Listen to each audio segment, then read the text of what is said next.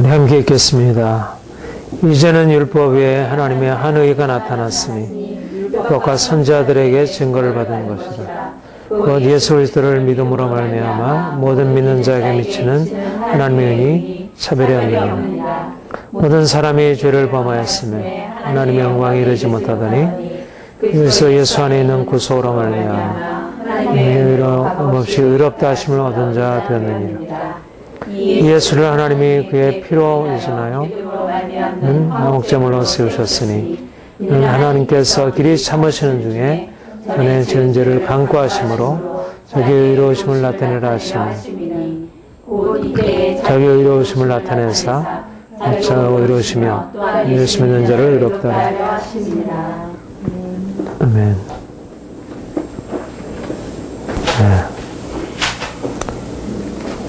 이 21절 이하는 정말 복음의 핵심 중에 핵심이라 이렇게 오늘 21절부터 26절의 말씀은 로마서 전체 바울 복음의 핵심적인 내용을 담고 있다 할 수 있습니다. 이 하나님의 한 의가 나타났다. 우리 지난 시간에 그렇게 이 하나님의 한 의가 나타났다는 게 무엇을 의미하는지, 하나님의 한 의가 뭐라 그랬죠? 구원. 하나님의 구원이 모든 사람들이 죄로 인해서 하나님의 진노 아래 있고 심판 아래 있게 되었는데, 그러니까 보통 이 로마서가 이해하기 어려운 것 중에 하나가 용어 자체가 이게 좀 복합적인 의미를 담고 있어요. 어쨌든 하나님의 의라고 하는 것이 정의, 그래서 심판을 의미할 때가 있어요. 하나님의 의, 의의 심판. 로마서 2장 같은 경우에 의로우신 심판이 나타난다. 또 로마서 3장에도 하나님이 심판하신 하나님이 불의하시냐, 하나님이 의로우신 분으로 심판하신다. 그러니까 하나님의 의라고 할 때 주로 심판의 하나님, 정의의 하나님을 얘기할 때가 있어요. 근데 여기 로마서 3장에서는 하나님의 의라고 하는 개념이 오히려 이것보다는 심판에서 건져내시는 구원, 사랑, 오히려 좀 대조적인 측면을 말하고 있어요. 하나님의 의. 하나님의 의가 나타났다 할 때 일반적으로 하나님의 의가 나타났다 그러면 하나님의 심판이 나타났다, 그렇게 생각을 할 수 있을까요? 문맥에서 보면 그래서 하나님의 의가 나타났다고 하는 것은 하나님의 구원이 나타났다는 것으로 이해를 해요.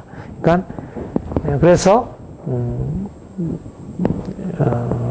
이제 루터가 이것을 이렇게 해석을 했어요. 하나님의 의라고 하는 것은 처음에 루터가 내가 이번에 신문에 이제 쓴 글인데, 루터가 하나님의 의가, 복음에 하나님의 의가 나타났다는 로마서 1장 17절의 말씀을 심판의 의로 이해를 했어요.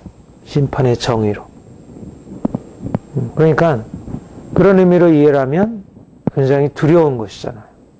하나님이 두려운 심판의 하나님으로 나타났다. 이거 굉장히 율법적인 의미로 하나님을 대하게 돼요. 나중에 그가 깨닫게 된 것은 하나님의 의라고 하는 것이 심판의 의라기보다도 오히려 우리를 사랑하시는, 의롭다 하시는 은총.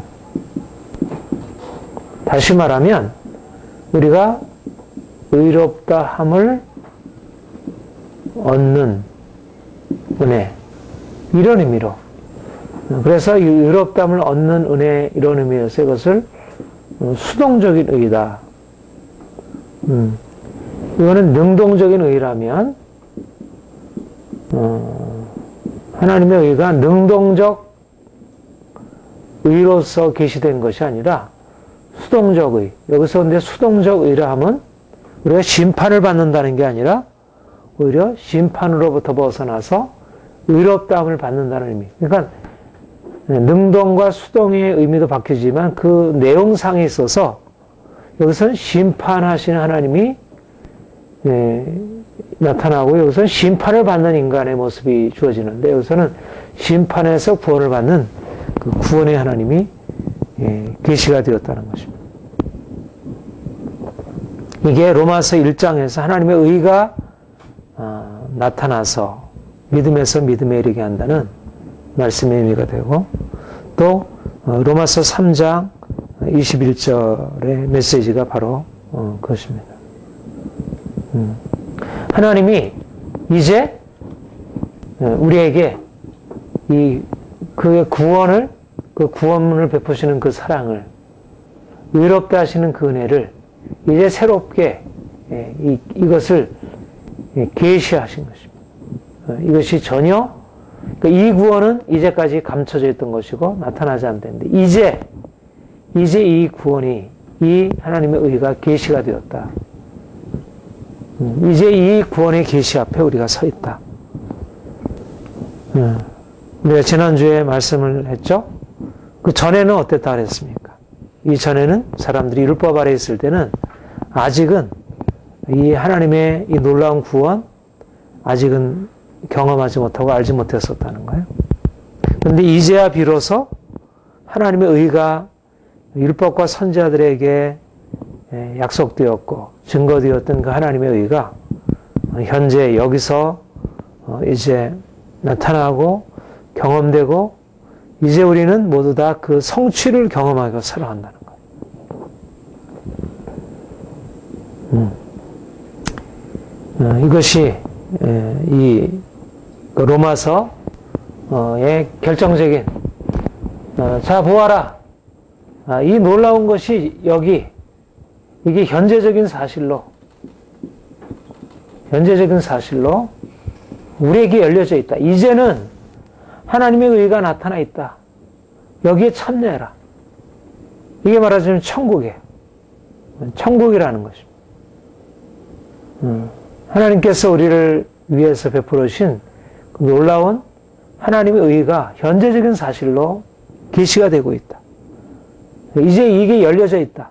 자, 이리로 와서 이 은혜의 계시 앞으로 돌아와라. 보라 지금은 은혜 받을 만한 때요. 보라 지금은 구원의 날이로다. 이 구원이 열려졌다. 이제는 이 구원의 날에 참여해라. 이제는 보라 지금은 이제는 이 구원이 계시가 되었다는 것입니다. 그러니까 이 21절은 사실은 보라라는 말이 들어가 있지 않지만 이제는이라고 하는 여기 안에 사실 보라 이 놀라운 하나님의 은혜가 이 계시가 나타나 있다는 그 사도 바울의 어떤 새로운 이 빛 그것을 말하는 것입니다.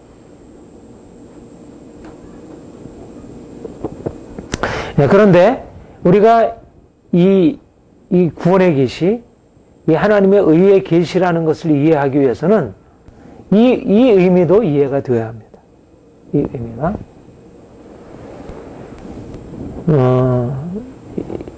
여기서 하나님이 사람들을 그 하나님의 심판으로부터 여기서 구원하신다는 것은 그 심판으로부터 구원하신다는 거예요. 근데 그 심판은 어떤 심판이냐면 로마서 2장에서 말씀하고 있는 심판이라 할 수 있어요. 로마서 2장 다시 한번 보세요. 로마서 2장 5절 같이 한번 읽어볼까요? 시작. 다만 내 고집과 회개에 찬양하는 마음을 따라 진노의 날 곧 하나님의 의로운 판단이 나타날 그날에 임할 진노를 여기에 보면 사람들이 지금 진노 아래 놓여 있다 할 수 있어요. 자신의 죄로 인해서.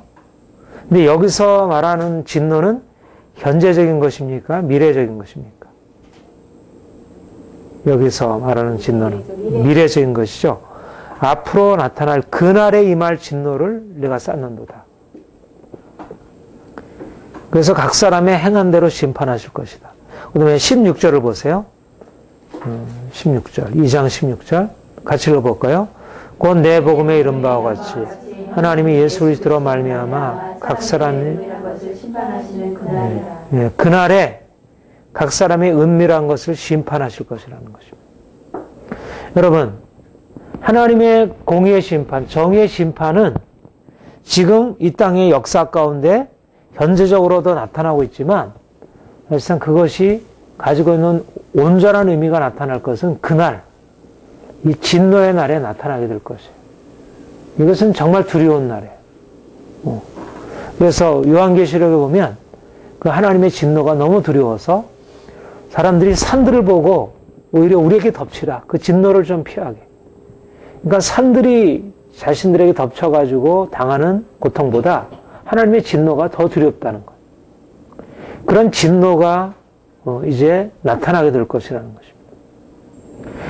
그런데 여기 이제는 하나님의 의가 나타났다고 하는 이 말씀 안에는 무엇이 전제가 되어 있냐면 장차 나타날 그 종말의 심판,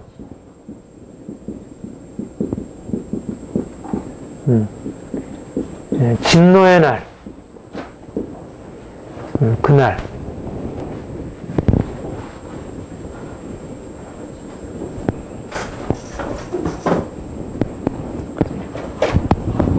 그러니까 여러분 요한계시록에 보면 요한계시록에는 하나님의 그 엄청난 구원의 계시를 담고 있어요. 그런데 그것과 함께 요한계시록에서 계시되고 있는 것이 뭐예요? 하나님의 두려운 진노를 계시하고 있죠. 온 세상을 향한 하나님의 두려운 진노를 계시하고 있어요. 그러니까 종말 이전에 당할 심판의 진노를 계시하고 있고 또 주님께서 재림하신 이후에 모든 사람들이 당하게 될 그 하나님의 심판 앞에서의 두려운 그 진노를 계시하고 있어요. 그런데 하나님의 의가 나타났다고 하는 것은 바로 이 종말의 심판이 이미 계시가 되고 이 종말의 심판을 이길 수 있고 이것을 넘어설 수 있는 이것이 더 이상 두려움의 대상이 될 수 없는 그런 하나님의 의가 우리에게 계시가 되었다는 겁니다. 그러니까 하나님의 의가 우리에게 계시되었다고 하는 말은 지옥의 심판, 두려운 최후의 심판으로부터 우리를 건지시는 하나님의 놀라운 구원의 능력이 우리에게 나타나서 우리가 우리의 행한 대로 판단을 받는다면 그 심판의 두려움으로부터 누구도 벗어날 수 없지만 그런데 이제 그리스도께서 우리를 위하여 그 심판을 담당하심으로 말미암아 이제는 그 종말의 심판이 우리와는 상관없이 되고 우리가 이 종말의 심판에서부터 자유케 되는 일이 일어나게 되었다. 그러니까 우리가 하나님의 의가 계시가 되었다는 말은 우리가 믿음으로 말미암아 의롭다함을 얻었다는 것인데 그 믿음으로 말미암아 의롭다함을 얻었다는 말은 무슨 말이냐? 이것은 장차 나타날 그 두려운 심판으로부터 우리가 완전히 자유함을 얻게 되었다는 것이죠. 이것이 바로 하나님의 의의 계시. 하나님의 의의 계시. 다시 말하면 칭이라 할 수 있어요. 우리가 의롭다함을 얻은 것이. 우리는 이미 하나님의 의의 계시가 주어져서 우리는 그 앞에서 의롭다함을 얻게 되었어요. 그런데 우리가 의롭게 되었다고 하는 것은 무엇을 의미하냐? 우리의 삶이 이제는 그분 앞에서 이제 의롭다함을 얻게 되는 이 구원 얻게 이 구원은 무엇을 의미하냐면 우리에게는 더 이상 심판이 없다는 것. 그 두려운 심판이 없다는 것. 모든 사람들에게 두려운 심판이 기다려지고 있는데 그 심판이 우리에게 떠났다는 것입니다. 심판이 이미 면제되었다는 것. 우리가 잘 아는 로마서 8장 1절의 말씀. 뭐죠? 그러므로 이제 그리스도 예수 안에 있는 자에게는 결코 정죄함이 없나니. 생명의 성령의 법이 죄와 사망의 법에서 해방하였습니다. 그리스도 예수 안에 있는 자에게는 정죄가 없다는 것입니다. 심판이 없다는 것입니다. 그러니까 이 심판이라는 개념은 우리가 현재적으로 이 땅에서 당하는 여러 가지 삶의 저주와 고통이라는 의미보다는 보다 더 근원적이고 더 궁극적인 그런 심판이 우리에게 떠났다는 거예요. 이게 하나님의 의에 계시고 이것이 칭의의 은혜이고 이것을 종교개혁자들이 루터나 칼빈이 이 은혜의 사실을 깨닫게 되었고 청교도들이 이 은혜의 사실들에 대해서 너무나 깊은 감격 속에서 살아왔어요. 여러분 철로 역정은 바로 이 은혜의 감격에 대한 그런 문학적인 표현이에요. 그러니까 어떻게 보면 사실 하나님의 의의 계시라고 하는 말을 이해하려면 이 진노의 심판을 이해해야 돼요. 근데 요즘에 우리가 지난번에 우리 로마서 2장 이 5절 이하에 있는 말씀을 상고할 때도 그렇게 얘기를 했지만 요즘에 사람들 안에는 최후 심판, 각 사람들이 예수 그리스도의 심판대 앞에서 자신의 행한 대로 심판을 받게 된다는 이 사실에 대한 그런 개념이 사라져버리게 되었어요. 그러니까 그리스도로 말미암아 의롭다함을 얻는 이 구원이 얼마나 놀라운 것인지를 깨닫지 못해요. 왜 그러냐면 이 심판이 얼마나 두려운 심판인지를 몰라서 그래요. 우리가 사형리나 전독폭발의 그 내용을 보면 기본적으로 뭐예요? 우리 인간이 죄의 삭은 사망이요. 한 번 죽는 것은 정한 것이로되 그 위에는 심판이 있으리니. 이 심판에 관한 사실이에요. 그런데 사람들이 영이 어두워서 이 사단이 사람들의 마음을 혼미케 함으로 이 심판의 두려움을 잊어버리게 만들었어요. 그러니까 양심의 어떤 이 고통이 느껴져야 하는데 자기의 죄로 인해서 양심의 고통이 느껴지고 그 심판이 얼마나 두려우신 것인지를 그것이 이해할 수 있어야 하는데 사람들이 죄와 죄에 대한 하나님의 그 심판의 두려움을 알지 못해요. 그러니까 그 심판의 사실을 알지 못하니까 그 죄에서 그 심판에서부터 우리를 건져주셔서 우리가 그의 의의 계시를 우리가 경험하게 되고 이제 우리가 의롭다함을 얻게 되었고 이제는 우리에게 더 이상 심판이 없다고 하는 이 놀라운 복음의 사실이 아무런 의미가 없는 것으로 공허한 말로 여겨져요. 지금 우리가 가난에서 벗어나고 질병에서 벗어나는 것은 사실상 아무것도 아니에요. 종교개혁 당시에는 사실 그것은 복음의 내용에서 다루지도 않았어요. 요즘에는 우리가 예수를 믿으면 건강하게 되고 예수를 믿으면 인생이 편안해지고 좋아진다는 이런 현세적인 의미, 이런 것으로 어떤 구원의 의미를 많이 해석하고 있지만 종교개혁 당시에는 그것은 사실 구원의 개념에 있어서 포함되지도 않았어요. 당시에는 무엇이 문제였냐면 우리가 어떻게 그분의 영원한 심판으로부터 우리가 벗어날 수 있을까? 여러분 철로역정을 보면 오늘날의 철로역정 사람들이 그러면 이해가 안 돼요. 이 이제 이 도시가 멸망을 받을 터인데 우리가 멸망을 벗어나기 위해서 처자도 버리고 그리고 이웃 사람들의 만류도 그렇게 다 뿌리치고 나아가면서 구원을 향해서 나가는 그런 크리스찬의 모습이 이해가 되지 않아요. 그런데 종교개혁자들이나 청교도들에게는 이것은 너무나 분명한 실제였어요. 그래서 진노의 심판으로부터 그들이 벗어나서 의롭다함을 받게 되었다는 이 칭의의 은혜가 너무너무 놀라운 은혜였어요. 그래서 내가 의롭다함을 받았다는 사실 때문에 구원의 감격 속에 있었던 거예요. 나 같은 죄인이 영원한 심판을 받게 되었는데 내가 그 심판에서 벗어나서 이제 자유롭게 되었다.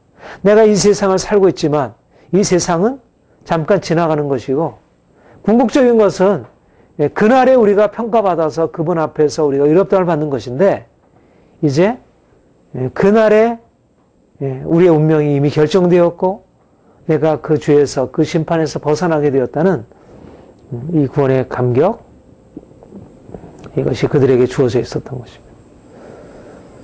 저는 오늘날 우리 믿는 그리스도인들 안에 이런 하나님의 의의 계시라고 하는 것이 감격적으로 다가올 수 있도록 하나님의 두려운 심판이 함께 나란히 존재하는 것이에요. 그러니까 하나님의 정의의 그 두려움 심판과 그 심판에서부터 건져내시려는 그분의 무궁한 사랑으로부터 비롯된 이 구원의 은총이 이게 같이 가는 것이에요. 떨어져 있는 게 아니고. 근데 이쪽의 진리, 하나님의 두려운 심판의 진리가 막혀 있을 때는 그 심판으로부터 우리를 건져내시는 하나님의 사랑과 구원을 이해하지 못해요. 옛날에 우리가 잘 아는 그 최권능 목사님, 최봉석 목사님, 저희 아버님이 제가 서봉석이었는데 최권능 목사님이 불신지옥 예수 천당 그렇게 했죠. 예수 안 믿으면 지옥 가고 예수 믿으면 천당 간다. 근데 굉장히 너무 단순하고 오늘날은 상당히 그 사람들한테 교양적이지 못하고 사람들에게 너무 사람들에게 이렇게 적절하지 않는 그 복음 전파의 방식인 것 같아요. 근데 그게 사실이에요. 두려운 심판이 있다는 거. 그리고 믿으면 영원한 행복과 영원한 영광을 이루게 된다는 거. 그러니까 그 사실을 알게 되었을 때 이 믿음으로 말미암는 이 구원의 축복에 예수 믿어서 천당 간다는, 천국 간다는 이 하나님의 의에 이르게 된다는 이 구원의 감격을 붙들고 또 그와 대조적으로 누구도 믿음 외에는 이 심판을 피할 수 없다는 이 사실들을 선명하게 붙들어야 이게 복음이에요. 이 복음의 사실을 외면할 수 없다는 것이죠. 그리고 이것이 크게 부각이 되어야 사실 우리 안에 복음 전도 열정이 더 살아나리라 생각을 해요. 야, 믿지 않으면 지옥이구나, 심판이구나, 죽음이구나. 정말 믿음이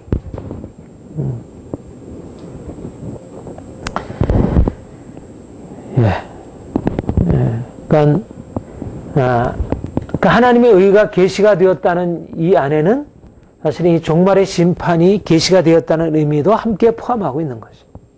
그러니까 믿는 자들 안에는 어떤 것이 주어졌냐면 하나님께서는 두려운 심판자이시고 행한 대로 심판하시는 분이라는 사실이 알려져 있는 거예요. 그런데 우리가 그 심판 앞에 섰을 때 도무지 그 앞에 설 수 없는 죄인이라는 사실이 인식이 돼요.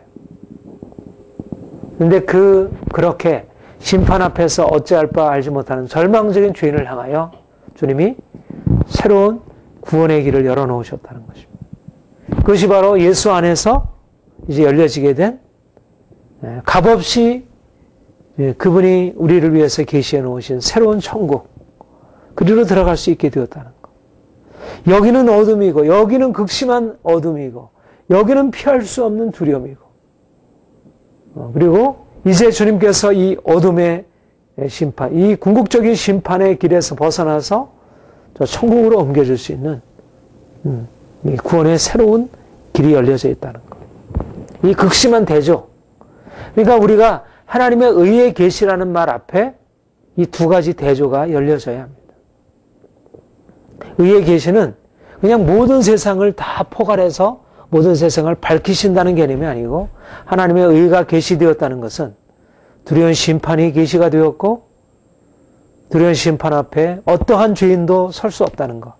그러나 그리스도를 믿는 자들마다 그 심판에 벗어나서 새로운 생명에 이르게 되었다는 것.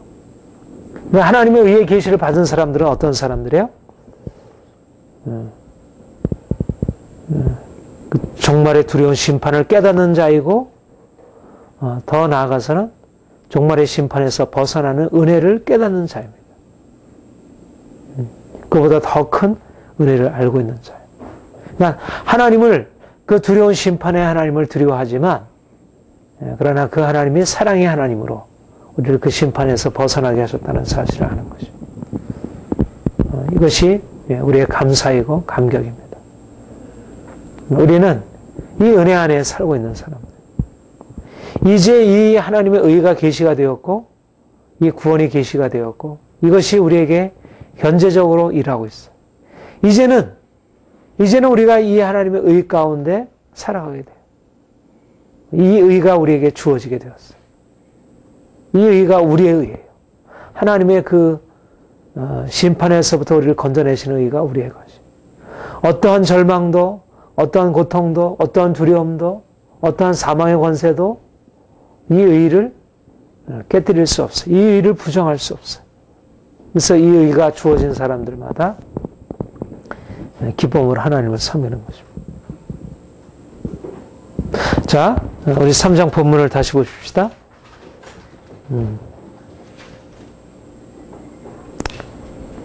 이전에 율법에 하나님의 의가 나타났으니 율법과 선지자들에게 증거를 받은 것이라. 22절 같이 읽겠습니다. 고 예수 그리스도를 믿음으로 말미암아 모든 믿는 자에게 미치는 하나님의 의니 하나님의 의가 계시가 되었다는 것. 두 번째는 이 의는 누구에게 어떻게 계시가 되었느냐? 믿음으로 말미암아. 믿음에 의해 믿음으로 말미암아. 예수 그리스도를 믿음으로 말미암아. 예수 그리스도를 믿음으로 말미암는 하나님의 의. 예수 그리스도를 믿음으로 말미암아 주어진 하나님의 의이다. 모든 믿는 자에게 주어지는 하나님의 의니 차별이 없느니라. 믿음. 여기서 이제 믿음이라는 말이 본격적으로 나오기 시작합니다. 우리 로마서 1장에 서론적으로 그 얘기를 했어요. 로마서 1장 16절 17절에 우리 다시 한번 찾아볼까요? 내가 복음을 부끄러워하자니 이 복음은 모든 믿는 자에게 구원을 주신 하나님의 능력이 됨이라. 믿는 자에게 구원을 주시는 하나님의 능력이라. 또 17절에는 복음에는 하나님의 의가 나타나서 어디에서? 믿음에서 믿음에로, 믿음으로부터 믿음으로, 믿음으로 믿음에 이렇게 되어 있지만 믿음에서부터 믿음에로, 믿음 from 믿음 to 믿음 이렇게 되어 있어요. from to 믿음으로부터 믿음에로. 그러니까 전적으로 하나님의 의가 믿음으로부터 나온다는 것입니다. 누구에게? 믿는 자에게. 무엇을 통해서? 믿음으로 말미암아. 믿음으로. 이것이 그러니까 로마서 1장 16절 17절이 로마서 전체의 가장 핵심적인 요약이라 할 수 있어요. 그리고 이후의 말씀들은 이것의 설명을 할 수 있어요. 근데 바로 로마서 3장은 하나님의 의를 다시 말하고 있고요. 다시 그 하나님의 의가 누구에게 나타났느냐? 믿는 자에게, 모든 믿는 자에게 나타났다. 무엇으로 말미암아? 믿음으로 말미암아 믿는 자에게 나타났다. 이 믿음의 의를 강조하고 있습니다. 여러분, 하나님의 의가 구원이라고 했어요. 그러면 하나님의 의가 구원이 우리에게 계시되고 주어지게 되는데 그 구원이 우리에게 계시되고 주어질 때 대상이 누구냐면 믿는 자. 어떻게? 우리가 그 하나님의 구원에 어떻게 참여하느냐? 믿음으로 말미암아 참여한다. 이 믿음. 사도 바울이 우리의 이 구원의 복음에 있어서 가장 핵심적인 것이 바로 구원이란 무엇이냐? 구원이란 이 땅에서의 문제가 아니고 이 땅에서의 어떤 현실적인 문제 해결이 아니라 하나님의 의라고 하는 이제까지 감춰있던 비밀에 속해 있는 하나님 자신의 영혼의 차원이 우리에게 열려지고 주어지는 것이라는 이러한 그 구원이라고 하는 것이 우리가 알고 있는 경험적인 차원과 다르다고 하는 사실을 그가 강조한 것이고요. 이것이 복음의 핵심적인 것이고 하나님의 의에 대한 것이 핵심적인 것이고 또 다른 또 하나의 아주 핵심적인 사실은 뭐냐면 그것이 어떻게 주어지느냐? 무엇으로 통하여 주어지느냐? 믿음으로 말미암아 주어진다. 우리가 이제 다음 시간에 그 믿음과 행위의 대조에 대해서 얘기하게 될 것이에요. 행위가 아니라 믿음으로 말미암아. 이 믿음이 핵심이다. 그러니까 바울 복음의 핵심은 바로 행함이 아니라 믿음이라고 하는 사실을 강조하는 것이에요. 믿음이 중요하다. 믿음. 여러분, 바로 루터가 종교개혁을 일으켰을 때 그 종교개혁의 핵심 모토가 솔라 피데, 오직 믿음으로. 이 믿음이 행함이 아니라 오직 믿음으로 말미암아. 우리가 어떻게 구원에 참여하느냐. 중요한 것은 하나님이 우리에게 구원을 주시려고 하는데 구원의 내용이 무엇이냐도 중요하지만 우리가 어떻게 거기에 들어갈 수 있느냐는 그 접근 방식 굉장히 중요하잖아요. 방법이 중요하잖아요. 또 방법을 어떻게 알고 있느냐에 따라서 내용도 달라질 수 있어요. 내용이 이 땅에 있는 것이면 어떻게 되겠어요? 땅에 있는 것이면 행위가 방법이 될 수가 있어요. 근데 하늘에 있는 것이면 방법도 땅에 있는 것일 수가 없어요. 그게 믿음이에요. 그러니까 우리가 이 복음을 이해하는 데 있어서 복음의 내용은 뭐냐면 이 땅의 것이 아니라 하늘의 것이라고 하는 하나님의 의라고 하는 사실을 우리가 이해해야 되고 그 객관적인 구원의 내용과 함께 우리가 어떻게 거기에 이르게 되는가 하는 이 주관적인 조건의 문제에 있어서도 행함이 아니라 믿음이다. 이성이 아니라 믿음이라고 하는 것. 이것이 굉장히 중요한 것입니다. 믿음이라고 하는 것의 의미를 깨달아 알아요. 우리가 신앙생활을 하는 데 있어서 이 믿음이라고 하는 것을 알 때라야 비로소 방법을 알아야 뭐 영어를 공부하고 뭐 수학을 공부하고 뭐 악기를 하려면 이 방법을 알아야 하잖아. 방법이 너무너무 중요해요. 방법을 모르면 그 길로 들어갈 수가 없어요. 이 믿음이라는 이 방법이 우리에게 제대로 터득이 되어야 그래야 그 영광의 구원의 하나님의 의의 계시라고 하는 것으로 우리가 들어갈 수 있어요. 근데 루터의 종교개혁이 왜 중요하냐면 이 믿음이라고 하는 이 방법을 열어놓으신 거예요. 루터는 특별히 이 믿음이라고 하는 이 방법을 바르게 카톨릭 안에 감춰 있었어요. 믿음이라고 하는 것이 행함이라는 것과 이게 혼동이 돼 있었어요. 칼빈은 믿음의 복음의 내용인 이 구원의 내용인 이 하나님의 거룩하심과 그 영광이라는 차원에 초점이 맞춰져 있었다면 루터는 이 주관적인 조건 우리가 어떻게 거기에 들어가게 되느냐는 이 믿음이냐 행위의 문제에 초점을 맞추었어요.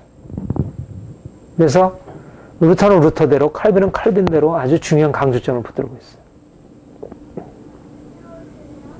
근데 우리가 이 믿음이라고 하는 것에 대해서 제대로 깨닫지 못함으로 그 하나님이 우리에게 부여하신 엄청난 하나님의 의, 전혀 우리가 도달할 수 없는 그 하나님의 의를 자꾸 이 땅의 것으로 낮추게 돼요. 이것을 깨닫지 못하게 돼요. 믿음.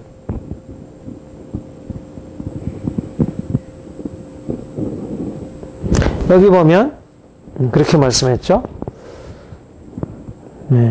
모든 믿는 자에게 미친 하나님의 의니 22절에 보면 모든 믿는 자에게 미친 하나님의 의니 차별이 없느니라.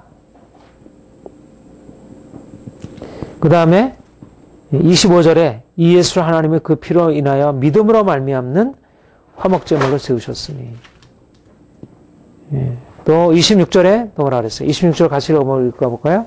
시작. 곧 이때 자기 의로우심을 나타내사 자기도 의로우시며 또한 예수 믿는 자를 믿음, 믿음으로 말미암는 화목제물, 또 예수 믿는 자를 의롭다 하려 하심이라. 믿음이라고 하는 것을 거듭 강조하고 있습니다. 믿음이라는 게 뭘까? 여러분, 믿음이라는 게 뭘까요? 믿음이라고 하는 것은 이렇게 설명을 할 수 있어요. 여러분, 하나님의 의가 객관적인 계시예요. 하나님의 의. 객관적인 계시예요. 내용이에요.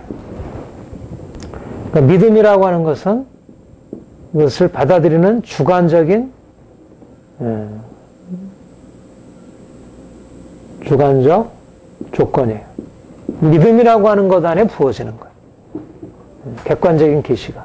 하늘의 것이 믿음이라고 하는 주관적인 우리 안에 있는 것에 부어지는 것입니다. 말하자면 이것은 일종의 그릇이라 할 수 있어요. 그런데 이 믿음이라는 그릇이 도대체 어떤 그릇일까?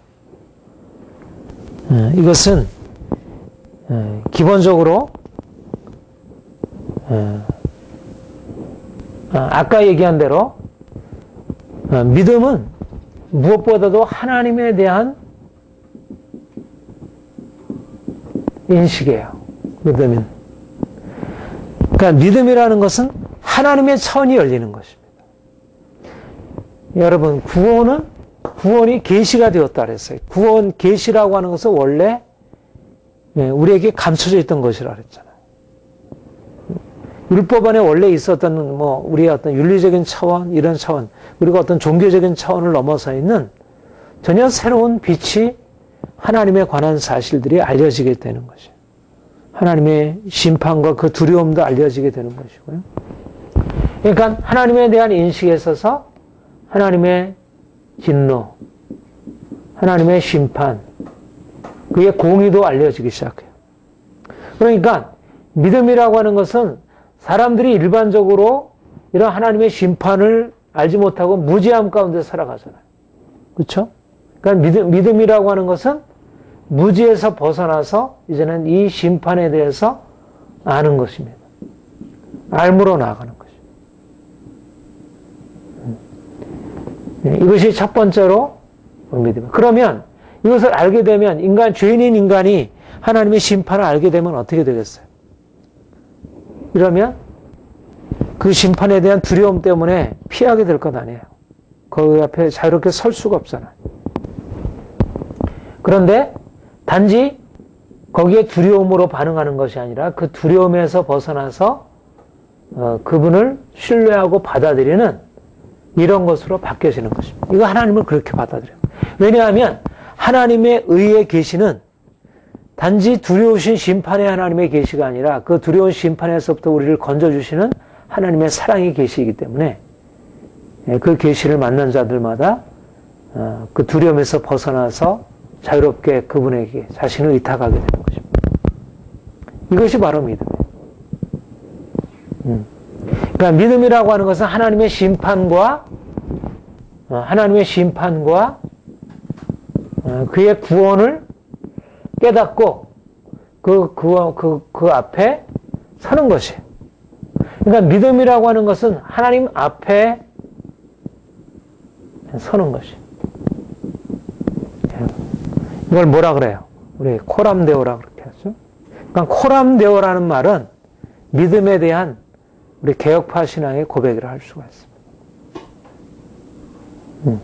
우리 개혁파 신앙은 하나님 앞에 서는 것이다. 하나님은 어떤 하나님인가? 두려운 심판의 하나님이다. 그리고 그런 우리를 그냥 두려운 심판의 하나님으로 우리가 그 앞에 두려워 떨게 만드시는 것이 아니라 두려운 심판의 하나님이지만 우리를 건져내시는 사랑의 하나님으로 우리가 그분 앞에 섰을 때 그분 안에서 자유함을 얻을 수 있다는 거예요. 이게 믿음이에요. 그러니까 믿음이라고 하는 것은 그런 의미에서 추상적이지 않아요. 믿음이라는 것은 단지 지식일 수가 없어요. 그분 앞에서 그분 앞에 두려움으로 한편으로는 두려움으로 한편으로는 그분에 대한 온전한 신뢰와 순종함으로 이렇게 반응하는 것이 믿음. 그러니까 믿음이라고 하는 것은 본래 그래서 어떤 경험, 일종의 경험이에요. 내가 이전에 믿음을 갖기 전에는 내가 행위로 사람들이 나를 어떻게 바라볼까? 내가 행한 행위, 사람들이 나에 대해서 행한 것들, 이런 것들이 우리 인생을 끌어가요. 그런데 믿음이라고 하는 것은 하나님이 나를 위해서 어떻게 행하신, 나에게 무엇을 행하시고 있는가? 그분이 나를 바라보시고 어떻게 판단하실 것인가? 또 내가 그분 앞에 어떻게 설 수 있을 것인가? 그분 앞에 설 수 없는 자신의 죄인됨을 발견하고 그러나 그런 죄인된 나를 위하여 주께서 행하신 그 놀라운 구원의 은총을 받아들이고 내가 그 안에서 살기로 결단하는 거죠. 이런 의미에서 믿음이라고 하는 것은 우리의 이성적인 차원과 너무너무 다른 거예요. 우리가 가지고 있는 이성적인 차원에서 이해할 수 없는 그 하나님의 영역이 열려지고 이제는 그분을 만나서 그분이 우리에게 열어주시는 그 세계를 경험하고 살아가는 것이죠. 그러니까 믿음은 다른 세계를 경험하는 것이죠. 믿음은. 그러니까 하나님이 이 일을 행하시는 것이죠. 그러니까 믿음이 우리 편에서 난 것일 수 있겠어요? 이런 의미에서 믿음은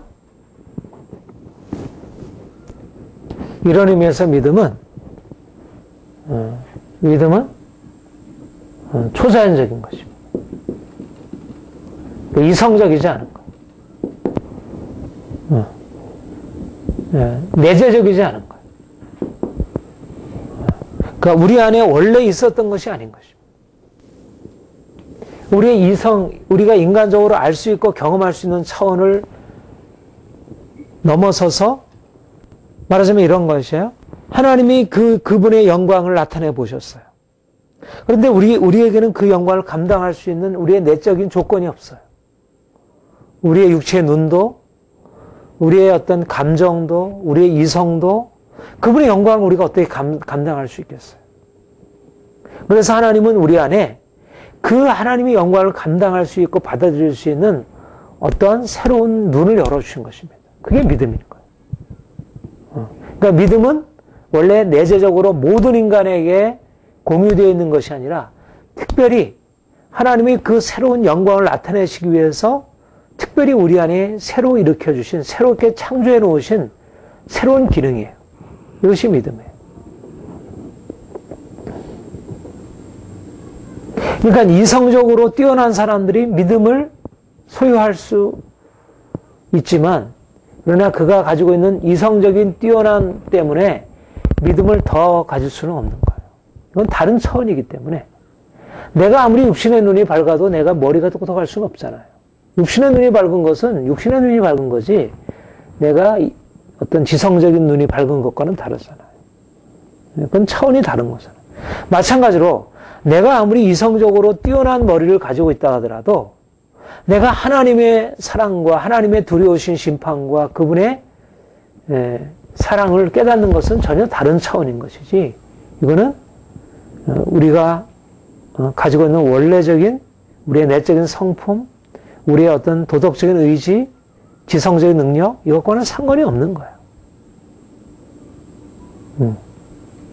그러니까 우리에게 믿음이 주어져 있다는 것은 너무나 큰 축복입니다. 믿음이 주어져 있다는 것은 너무나 큰 축복. 이것은 전혀 새로운 것입니다. 자연적인 것이 아니에요. 자, 갈라디아서 한번 보십시다.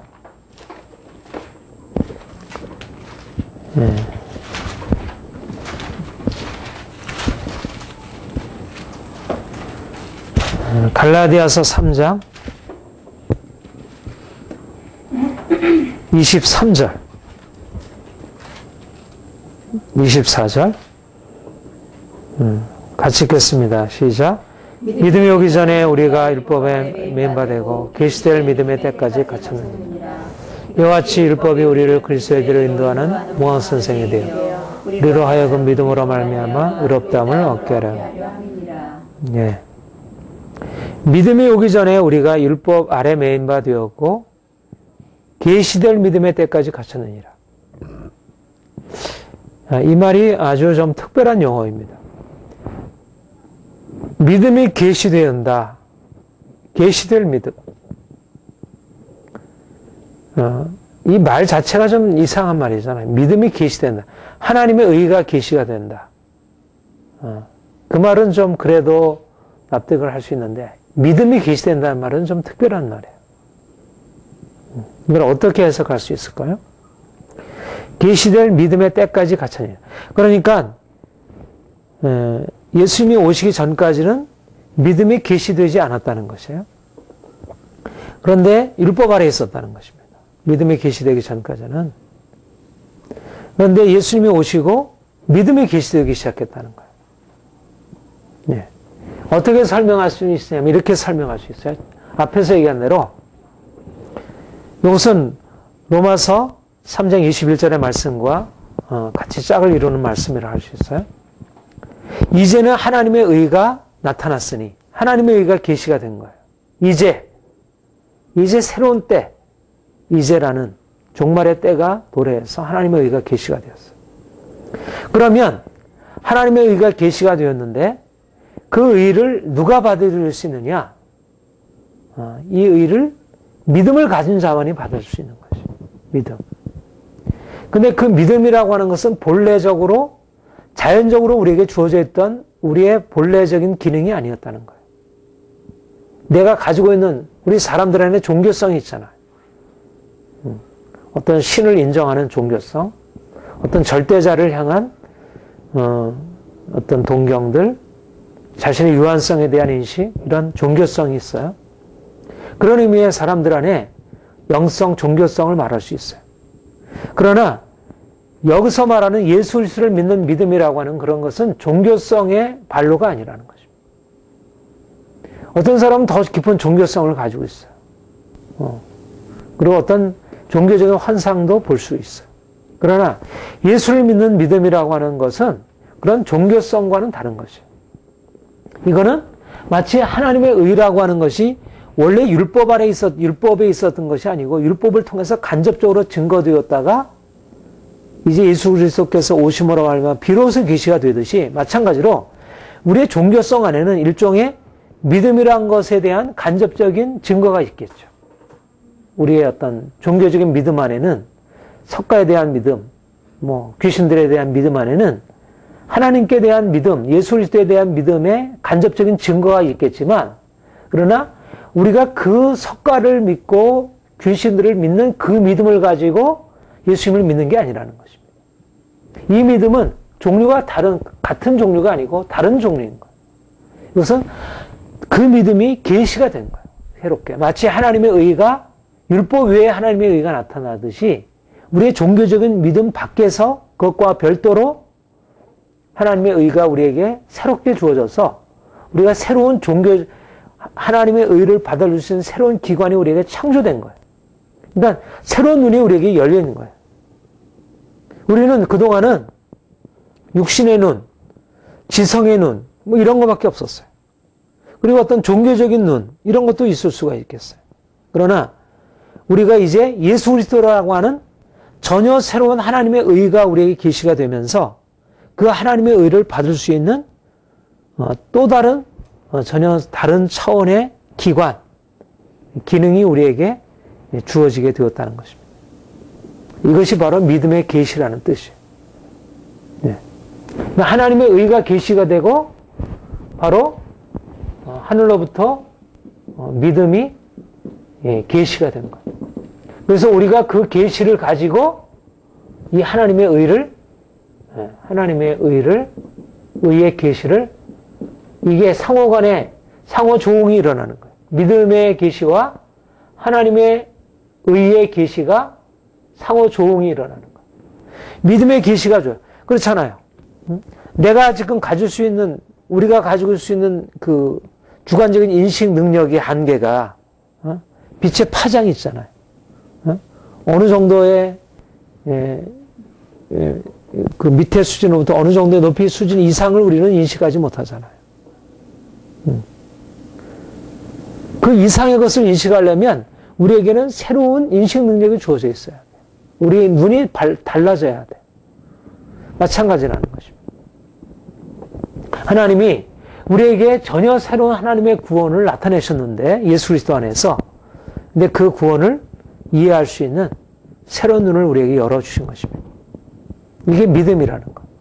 그러니까 믿음이라는 것은 그런 의미에서 모든 사람의 것입니까? 모든 사람의 것이 아니라는 거예요. 그래서 믿음도 선물이라는 것입니다. 믿음이라고 하는 것이 먼저 우리에게 주어져야 우리가 믿을 수 있는 것이에요. 믿음은 우리 편의 것인 것 같아도 믿음은 원래 우리 것이 아니라 하나님께서 우리에게 심어 놓으신 그분의 것이에요. 믿음조차는, 믿음도. 만약 우리 것이라고 한다면 하나님의 것을 우리의 것으로 받을 수 있는, 그런다면 신인 협동설이 되겠죠. 그렇죠? 이런 걸 우리가 알메니안이라 그렇게 그래요. 그런데 우리가 하나님의 것을 우리의 것으로 받아들일 수 있는 게 아니라 하나님의 것을 하나님의 것으로 받아들이는 거예요. 그 하나님의 것이 우리 안에 주어져 있지만 우리 안에 주어져 있다 하더라도 그것은 우리의 것이 아닌 본래적으로 이것은 하늘로부터 주어진 새로운 차원의 것, 계시적인 것이라는 거죠. 우리가 지난번 제자 훈련할 때 마태복음 11장에 보면 하나님께서 이것을 지혜롭고 슬기 있는 자들에 숨기시고 어린아이들에게 나타내시는 감사나이다. 그렇습니다. 아들과 아들의 소원대로 계시를 받은 자 외에는 아버지를 알 자가 없고 아들을 알 자가 없다. 그렇게 얘기를 했어요. 계시를 받은 자만이 그 계시를 이해할 수 있다는 것입니다. 하나님을 이해할 수 있다는 것입니다. 그러니까 누구냐? 바로 계시를 받는다는 게 믿음이라는 것입니다. 믿음이 그 계시를 받는 것은 아무에게나 주어지는 것이 아니라 그 계시를 이해할 수 있는 특별한 능력이 우리에게 주어질 때 그 계시에 응답하게 되는 거예요. 그러니까 우리가 내가 다른 사람보다 더 많은 믿음을 갖고 있다 하더라도 스스로 자랑할 것이 없으면 그것은 내가 대단해서가 아니라 하나님이 특별한 계획을 가지고 주신 것이기 때문에 그런 거예요. 그리고 우리가 믿음이 성장하기 위해서 우리가 해야 할 것은 뭐냐면 계속 주께서 우리에게 그것을 허락하시도록 우리가 그분께 기도할 뿐이지 우리가 스스로 믿음이 성장해서 우리가 노력해야 할 우리 자체적인 노력은 없는 것이에요. 그분이 계속 주실 뿐이지. 그분이 우리에게 그 믿음의 어떤 성장을 향한 갈급함을 주시고 그분이 거기에다 부으시는 것이지 우리 편의 것이 아니라는 것입니다. 모든 믿는 자에 그래서 믿음은 탁월한 거예요. 그러니까 믿음과 행위는 다른 거예요. 믿음과 이성은 다른 거죠. 이거는 우리가 동일하게 가지고 있다 하더라도 믿음은 우리의 것이 아니고 하나님의 것이에요. 하늘에 속한 것이에요. 다른 행위나 이성은 땅에 속한 것이에요. 그런 의미에서 차원이 달라요. 그러니까 우리가 하나님을 안다는 것, 우리가 예수 그리스도를 안다는 것, 그분의 구원을 안다고 하는 것은 너무너무 놀라운 축복이에요. 네. 우리가 그분을 만나고 그 임재 안에서 살아갈 수 있다는 것은 너무너무 큰 축복이에요. 그래서 본문에 보면 모든 믿는 자에게 미치는 하나님의 의니 차별이 없느니라. 모든 믿는 자에게, 모든 믿는 자, 중요한 것은 믿음이냐 아니냐가 중요하지 다른 조건은 중요하지 않다는 거예요. 믿음은 모든 조건을 뛰어넘는 가장 결정적인 조건인 거예요. 그가 이방인이든 유대인이든 그가 지식인이든 지식이 무엇을 가졌든지 간에 그 차별은 거기에 별로 중요하지 않아요. 믿음이 중요한 거예요. 내가 아프리카인이든지 내가 아시아인이든지 내가 미국인이든지 한국인이든지 내가 여자이든지 남자이든지 그것은 중요한 게 아니고 예수를 얼마나 오래 믿었는지 이건 중요한 게 아니고 지식이 얼마나 많은지 이건 중요한 게 아니고 믿음이 중요하다는 거예요. 믿음이 결국은 우리를 하늘로 인도하고 믿음이 우리의 모든 것을 결정한다는 거죠. 믿음만이 거기에 들어갈 수 있는 유일한 통로가 된다는 거예요. 그러니까 이 믿음이라고 하는 이 은혜를 받았다는 것, 믿음을 가지고 있다는 것은 우리가 세상에서 비교할 수 없는 놀라운 보화를 가지고 있는 것입니다. 우리가 믿음 안에 있어서 더욱더 성장해 나간다는 것만큼 귀한 가치는 없어요.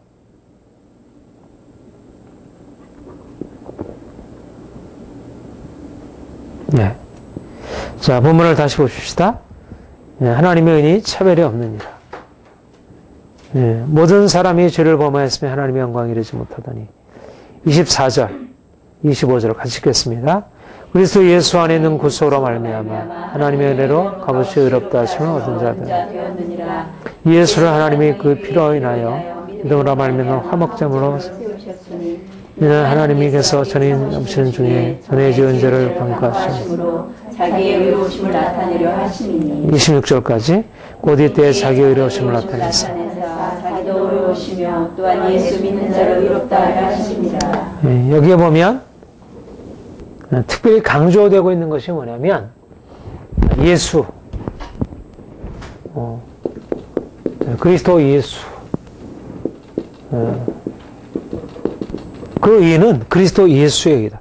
그리스도 안에 있는 구속으로 말미암아 값없이 의롭다함을 얻은 자들. 예수 그리스도로 말미암아 이 하나님의 의는 어떤 의냐? 믿음의 의고 무엇보다 그 믿음의 대상으로서 바로 하나님이 그리스도 안에서 행하신 일, 바로 그리스도께서 그의 십자가로서 이루신 일이 가장 결정적인 핵심이 되고 있다는 거예요. 네. 하나님의 의라고 하는 말은 그 차원을 얘기를 한다면, 그 높은 하늘의 차원을 얘기를 한다면 우리의 주관적인 조건으로서의 우리의 믿음, 그런데 그 믿음의 대상으로서 예수 그리스도, 그분의 구속. 25절에는 이 예수를, 24절 25절 굉장히 중요한 말인데요. 하나님이 그의 피로 인하여 믿음으로 말미암는 화목제물로 세우셨으니 그의 피로 인하여 믿음으로 말미암는 화목제물로 세우셨으니 그리스도 예수 안에 있는 구속. 주님께서 이제 예수 그리스도 안에서 이 놀라운 일을 행하신 것입니다. 예수 그리스도의 구속으로 말미암아 그의 피로 말미암아 이 화목제물이라고 하는 것은 뭐냐면 이 화목제물이라는 말은 원래 구약에서 화목제물이라는 말을 쓸 때 이 화목제물이라는 것은 구약에 5가지 제사가 있죠. 번제, 속죄제, 속건제, 또 화목죄, 소제, 요제나 거제 이런 거는 좀 형식이고 그게 5가지 5대 제사가 있어요.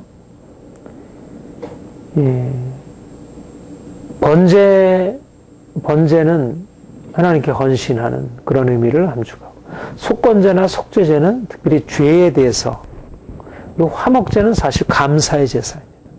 소제도 그런 성격이고. 그런데 여기 화목제물이라는 말은 사실은 구약에서 말하는 화목제물이라는 그런 의미가 아니에요. 그러니까 문자 그대로 말해서 화목해 하는 제물이라는 뜻의 화목제물이에요. 우리말 번역에. 그러니까 이거는 구약 제사로 오면 뭐에 가깝겠습니까? 속죄제에 가깝습니다. 속죄제나 속건제, 속죄제에 가까운 것이. 그러니까 죄를 위한, 죄를 속하는 제사라는 의미에 가까워요. 화목제물이라는 말이. 그러니까 사실은 이 화목, 이스라엘 백성들의 특별히 제사에 있어서 가장 중요한 게 이 죄의 문제를 해결하는 것이잖아요. 사람들이 죄를 짓게 되면 어떻게 돼요? 하나님의 진노 아래에 속하게 돼요. 그러면 그 진노를 벗어나게 할 수 있는 유일한 방법은 뭐예요? 짐승의 피를 가지고 나아가서 짐승이 대신 죄를 지은 사람을 대신해서 심판을 받는 거예요. 죽음을 당하는 것이에요. 그러면 죄 지은 사람이 받아야 할 그 심판, 그 죽음에서 벗어날 수 있게 되는 그것이 바로 제사제도예요. 말하자면 예수 그리스도께서 화목제물이 되셨다고 하는 것은 하나님의 죄에 대한 진노, 그분의 심판을 전제하고 있는 것입니다. 말하자면 그분의 공의. 우리 앞에서도 얘기를 했죠? 앞에서도. 앞에서 하나님은 어떤 분이시냐면 죄에 대해서 공의로 심판하시는 분이시죠. 진노하시는 분이시죠. 그리고 이것이 이미 역사상에서 이미 나타나고 있고 또 장차 진노의 날, 그날에 이 하나님의 진노의 심판이 나타나게 될 것입니다. 그런데 예수님이 화목제물이 되셨다는 게 무슨 말이냐? 그가 속죄제가 되셨다물이 속죄제물이 되셨다는 말이 무슨 말이냐? 이제 6월절 어린 양 이렇게도 표현하죠. 그가 속죄제물이 되셨다는 말은 무슨 말이냐? 바로 우리를 죄와 그 죽음의 심판에서 건지시는 그 심판을 그가 대신하셨다는 것입니다. 대속제물이 되셨다는 거죠. 우리가 이렇게 알고 있는 대로. 그러니까 아까 얘기를 했죠. 하나님의 의의 계시라고 하는 것은 진노의 심판으로부터 우리를 건지시는 하나님의 구원 행위라 얘기를 했어. 그렇죠?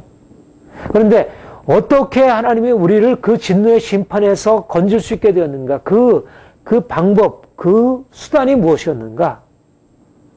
그냥 하나님이 생각해 보니까 자기 백성들이 고생을 하는 것이 너무 불쌍해서 안 되겠다. 내가 없던 걸로 하자.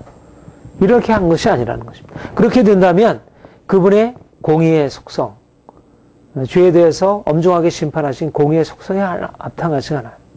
그래서 그가 세우신 방법이 이 제사제도였다는 것이에요. 그러니까 구약 율법의 그림자로 제시되었던 동물, 짐승의 제사를 통해서 인간의 죄를 속죄하는 이 방법을 미리 보여주었어요.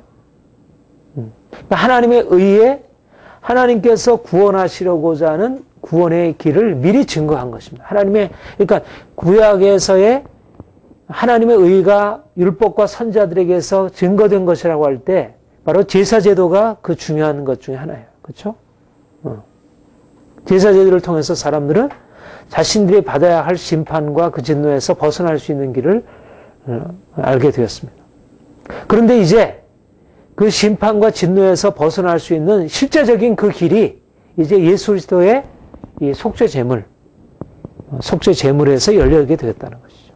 그가 유월절 어린 양이 되어서 우리 모든 죄를 그가 담당하시고 그가 죽으심으로 이제 우리가 그 진노의 심판에서 벗어날 수 있는 길이 열려지게 되었다는 것. 이것이 예수 그리스도 안에서 나타난 하나님의 사랑이고 하나님의 의이고 이것이 구원이라 할 수 있습니다. 바로 그것이 24절에서 예수 그리스도의 예수 그리스도 안에 있는 구속으로 말미암아 하나님의 은혜로 값없이 의롭다함을 얻는 자 되었느니라. 이 구속이라는 말은 뭐예요? 구속. 화목제물이라는 말은 이제 제사, 그 죄를 속죄제, 그러니까 좀 더 말하자면 속죄제물이라. 예수님이 우리를 위한 속죄제물로서 우리를 진노에서 벗어나 하나님의 공의가 충족된 거예요. 그러니까 하나님의 공의가 그러니까 제사제도라고 하는 것은 하나님의 공의를 충족시키는 것입니다.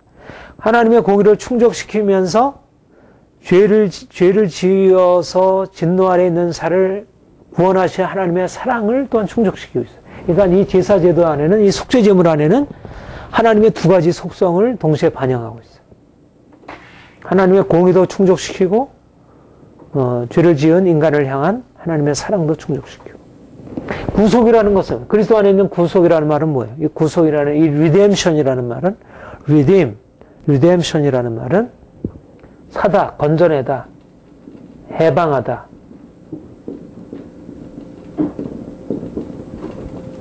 그런 뜻이에요. 노예를 사서 건져내는 것이. 마치 이스라엘 백성들을 노예에서 애굽에서 건져내실 때 그들을 구속하셨다 그렇게 그래요. 구속하셨다는 말은 그들을 값주고 사셨다는 것입니다. 그리고 해방하셨다는 의미예요. 어떤 값? 죽음의 값을 지불하시고 건져내셨다는 것입니다. 그러니까 결국 이런 말이 다 무엇을 의미하고 있어요? 하나님의 의라고 하는 것을 설명하는 거예요. 우리는 죄로 인해서 다 저주와 심판 아래 있는 자들이에요. 그런데 그 저주와 심판을 벗어날 수 있는 것은 이 속죄 제물, 공의 심판을 대신 담당할 수 있는 속죄 제물이 아니면 안 되는 거예요. 그리고 그 결과로서 주어지게 되는 게 구속이라는 것입니다. 심판에서 벗어나게 되는 것이죠. 구속. 이것이 바로 하나님께서 그리스도 안에서 행하신 일이에요. 그러니까 그리스도 없이는 우리가 그리스도를 생각하지 않고서는 도무지 죄와 죽음과 심판에서 벗어나는 하나님의 의롭다 하심을 얻는 은총이라는 의미를 이해할 수가 없는 거예요. 그러니까 우리가 의롭다 하심을 받았다는 것은 바로 무엇에 연결되냐면 그리스도께서 우리를 위하여 대신 십자가 지시고 우리의 모든 진노를 담당하셔서 이제는 그분의 진노로 우리가 더 이상 그 진노가 우리에게는 해당하지 않게 되었다는 이 그리스도 안에서 베풀어진 하나님의 은혜, 이것을 우리는 바라볼 수 있게 돼요. 그러니까 그리스도를 바라볼 때라야 비로소 우리는 하나님의 진노가 어떻게 우리에게 옮겨졌게 되었는지, 왜 우리에게 이제까지 내려졌던 그 진노가 우리에게 벗어나서 사라지게 되었고 우리는 더 이상 그 진노 아래 있게 되지 않았는지를 설명할 수 있는 유일한 것은 바로 예수 그리스도께서 그 진노를 담당하셨다는 거예요. 그리스도 안에서 우리가 구속을 얻었다는 것이에요. 이게 유월절 어린 양이죠. 유월절 어린 양. 모든 애굽의 전역에 있는 모든 사람들, 모든 가정들 위에 죽음의 천사가 다 들어가서 모든 첫 아이를 다 진멸하는 것이에요. 그런데 어린 양의 피를 문설주에 바른 그 집만은 죽음의 천사가 다 넘어가는 것이에요. 피를 보고. 왜냐하면 어린 양의 피로 그 이 집은 이미 구속된 것입니다. 그 집은 이미 그 진노에서 벗어난 거예요. 죽음이 이미 다 마치 면역주사를 맞은 것 같아요. 전염병이 다 지나가는데 이미 전염병을 이미 앓고 난 거예요. 그래서 더 이상 전염병이 들어올 수가 없는 거예요.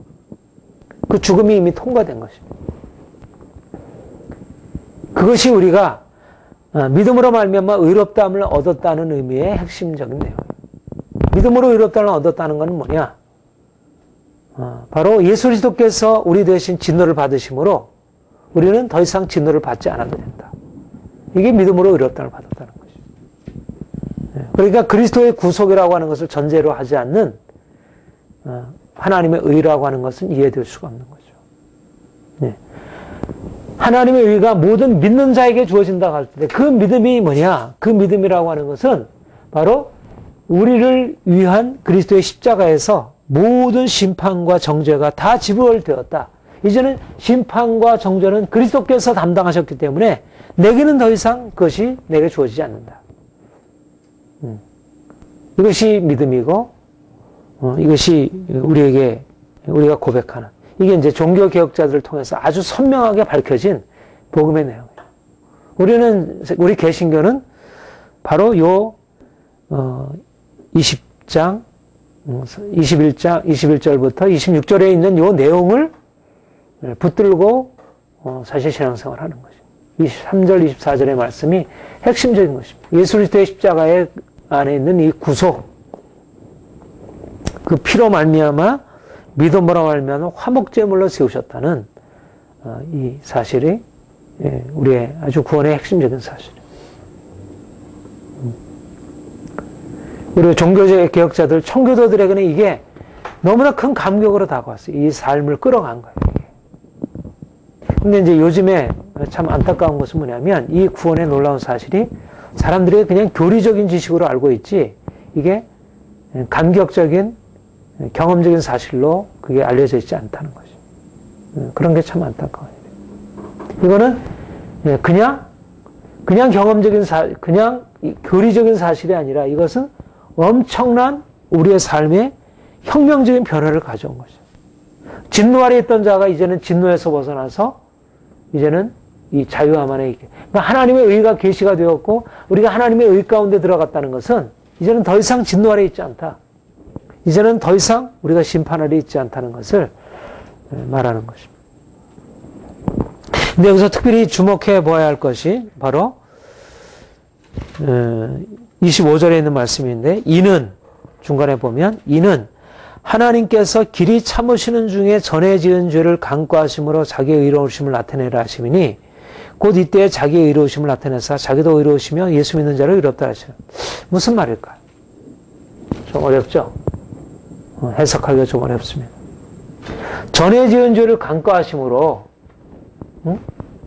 전에 지은 죄를 간과하심으로 길이 참으시네 전에 지은 죄를 간과하심으로 자기의 의로우심을 나타내시라 하시고 곧 이때에 자기의 의로우심을 나타내서 자기도 의로우시며 민자를 의롭다 하셨다. 무슨 말일까요? 여기에는 여기서도 이때라는 말을 주목해서 보아할 필요가 있어요. 이때. 이 21절에 이제는 그랬죠. 이제는 이때에. 이 말은 다 무엇을 전제하는 것이냐면 그리스도의 오심, 그리스도 이전과 이제, 이때, 이전, 이 그리스도의 십자가, 그리스도를 중심으로 해서 이전과 이후를 나누는 것이에요. 그러니까 그리스도 이전이 있었고 이때가 있는 것입니다. 이때에 무엇이 계시되냐면 하나님의 의가 계시가 된 것이에요. 하나님의 의로우심과 믿는 자를 의롭다 하시는 이 구원의 놀라운 은혜의 역사가, 말하자면 하늘의 것이 이 땅에 하늘의 것인데 이 땅에 부어지기 시작한 것이에요. 이것이 전혀 새로운 것입니다. 그러니까 진노 아래 있던 자가 이젠 진노에서 벗어나서 그들이 구원을 얻게 되고, 이제는 자유함을 얻게 되고, 이제는 평안을 얻게 되고, 이제는 새로운 삶을 얻게 되었어요. 근데 이전에는 어떻게 했느냐? 이전에는 하나님께서 길이 참으시는 중에 전에 지은 자를 관과하셨다는 것입니다. 이전에는 예수님이 오시기 전에는 어떻게 하셨냐면 하나님이 전에 지은 죄를 간과하신 것입니다. 죄를. 여기서는 죄를 어떻게 하셨어요? 하나님의 의가 계시가 되었다는 것은 죄를 어떻게 하신 것이에요? 죄를 간과하신 것입니까? 간과하신 것이 아니라 용서하신 것입니다. 용서하시고 거기서 자유케 하신 것이에요. 이제는 예수님이 오신 이후에 이제 그리스도로 말미암아 우리의 죄는 이제 그냥 덮여져 있는 게 아니고 이제는 죄가 드러나고 이것이 그냥 심판을 받아서 죽음에 처하게 되는 게 아니라 그 죄가 용서되고 이제는 죄에 앞으로 당할 모든 심판까지 포함해서 완전히 처리가 되고 해결되고 이제는 자유함을 얻어서 이제는 더 이상 정죄가 없고 두려움이 없는 새로운 인생을 살게 된 거예요. 그런데 그 이전에는 어땠냐면 전에 지은 죄를 길이 참으시는 중에 간과하신 거예요. 덮어두신 거예요. 이것도 일종의 사랑이죠. 그렇죠? 이것도 사랑이에요. 이것도 하나님의 자비하심이에요. 길이 참으시는 중에 자비하심이 나타납니다. 그러나 이제는 전에 간과하시던 것을 이제는 하나님께서 드러내셔서 이것을 파하시고 용서하시고 이제는 자유함을 주신 것이에요. 그 빛이 임한 거예요. 이 말씀은 이 사도행전 17장의 말씀과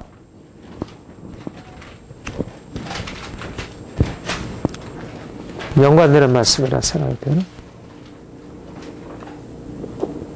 17장 30절 한번 보세요.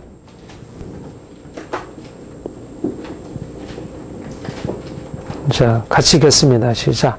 알지 못하던 시대에는 하나님이 허물치 아니하셨거니 이는 어디든지 사람을 다 명하사 해결하셨으니 이는 정하신 사람으로 말미암아 이는 심판날을 작정하시고 이에 저를 죽은 자 가운데서 다시 살리신 것을 모든 사람에게 믿을 만한 증거를 주셨습니다.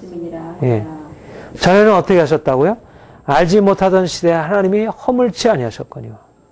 그러니까 사람들이 우상 숭배하는 것에 대해서 허물치 아니하신 거예요. 덮어두신 거예요. 이거는 간과하신 것이죠. 용서하신 것이 아니고. 그런데 이제는 어떻게 되었어요? 이제는 사람들에게 하나님의 의가 계시가 되기 시작한 거예요. 심판도 계시가 되고 심판의 계시와 함께 공의란 심판날을 작정하시고 이제 죽은 자 가운데서 살리신 것을 증거하심으로 사람들에게 이제 초청장이 발표가 된 거예요. 이제 이리로 들어와라. 이제는 새날이 밝아왔다. 이리로 들어와라. 그 전에는 아직까지 구원도 심판도 계시가 되지 않았어요. 감춰져 있었어요. 그래서 그 죄를 허물치 아니하셨어요. 죄를 간과하셨어요. 그런데 이제는 주님께서 이 새로운 구원과 영광을 계시하시고 우리로 이리로 초대하신 것입니다. 그러니까 우리가 받은 이 구원이 얼마나 놀라운 것인가. 우리가 전에 알고 있었던 그런 개념의 하나님의 사랑, 일반적인 은총에서의 사랑, 그냥 사람들이 다 죄를 짓고 있지만 그냥 하나님 덮어두고 있잖아요. 그들을 다 심판하고 있지 않잖아요. 용납하시는 것입니다. 이전엔 용납하시는 사랑이었어요. 근데 이제는 용납에서 용서함으로 나가. 용납은 그냥 죄를 졌음에도 불구하고 참아 기다려 주시는 거예요. 참아 기다려 주시는 거죠. 그러나 용납하시는 것이 계속 용납으로 끝나진 않죠. 언젠가 그것을 드러내시고 심판하실 날이 와요. 그런데 우리 그리스도인들에게는 어떤 일이 왔냐면 심판의 날이 우리에게 도래했고 심판을 넘어서서 우리에게는 구원의 날이 도래한 것입니다. 이제 우리는 새날 가운데 들어가. 그러니까 믿지 않는 사람들은 삶은 아직 어둠 가운데 있고 그들의 어둠 가운데 있는 삶이 다 심판되지 않고 그대로 용납되고 있어. 참아 기다리고 있어. 그러나 지금 우리는 그 용납되던 것에서 이제 넘어서서 이제는 사랑으로. 자, 2장 4절도 보세요. 2장 4절 보면 그렇게 있죠. 혹 내가 하나님의 인자하심이 너를 인도하여 회개케 하심을 알지 못하여 그의 인자하심과 용납하심과 길이 참으심의 풍성함을 멸시하느냐. 다만 네 고집과 회개에 차는 마음을 따라 진노의 날 하나님의 의로운 판단이 나타날 그날에 임하신 너를 이것을 안다. 하나님이 용납하시고 길이 참으시고 인자하심으로 풍성함으로 믿지 않는 사람들 지금도 대하셔요.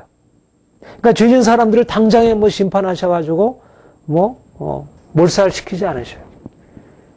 그러나 그들이 계속 그런 하나님의 길이 참으심의 은혜 가운데 머물지는 않아요. 언젠가는 그들도 진노의 날을 경험하게 될 것입니다. 그런데 우리는 이제 그 길이 참으심의 죄를 간과하시는 그 길이 참으심의 은총을 넘어서서 이제는 하나님의 의로우심이 나타나서 이제는 예수 믿는 자를 의롭다 하시는 이 용서의 은총 안으로 들어간 사람들이에요. 그러니까 이 실체 안으로 들어가서 이것을 경험하는 거죠. 너무나 놀라운 은혜가 우리에게 부어집니다. 그러니까 우리는 이제 이 새로운 은혜, 우리가 이제 진노 아래 있던 자가 이제 진노에서 벗어나서 예수 그리스도 안에서 놀라운 자유를 경험하고 날마다 그 안에 기뻐하고 감사하고 살아가는 거예요. 장차 심판도 없어요. 그렇다면 장차 그 두려운 심판이 없다면 이 땅에서 우리가 당하는 이 땅에서의 고난과 어려움은 문제가 되겠습니까? 그 정도는 문제도 안 되는 거예요. 장차 그 두려운 심판도 우리에게 두려움의 대상이 되지 않는데 하물며 이 땅에서 당하는 그런 장차 나타날 심판의 하나의 작은 그림자에 불과한 것들이 우리에게 무슨 문제가 되겠어요? 그보다 훨씬 더 두려운 심판이 우리에게는 문제가 되지 않는데. 그러니까 우리가 의롭다움을 얻었다는 것은 그냥 예수 믿는 사람들에게 그냥 주어지는 그냥 기본 은혜 이 정도가 아니에요. 우리가 예수를 믿음으로 말미암아 의롭다움을 받았다는 것은 이미 너무나 엄청난 축복 안에 들어가 있는 거예요. 너무나 엄청난. 그러니까 이 은혜를 우리가 정말 깨닫는다면 우리가 구원의 감격 속에서 살아가지 않을 수 없어요. 나 같은 죄인을 영원한 심판에서 영원한 정죄로부터 건져주시고 영원한 생명과 그 축복으로 인도하셨다는 것. 우리가 여전히 삶의 고난이 있고 여러 가지 삶의 문제들이 있지만 그러나 그것은 문제도 되지 않는다는 것. 우리는 안전한 이미 토대가 우리에게 있다는 것. 영원한 생명이 우리에게 주어져 있다는 것. 우리는 그냥 우리가 죄를 져도 이렇게 길이 참아주고 기다려주는 그런 은총이 아니라 우리의 죄의 세력이 깨어지고 우리가 죄에서 그 저주에서 벗어나서 진노에서 벗어나서 자유함 가운데 살아가는 우리는 해결 안에 살아가고 있다는 거예요. 기다림의 은총 안에 살아가는 게 아니라 언젠가 우리가 해결될 때까지 기다려주는 그런 은총 안에 있는 것이 아니라 우리는 우리가 즉각적으로 그 그리스도의 십자가 안에서 나타난 은총의 경험 안에 살아가고 있는 것입니다.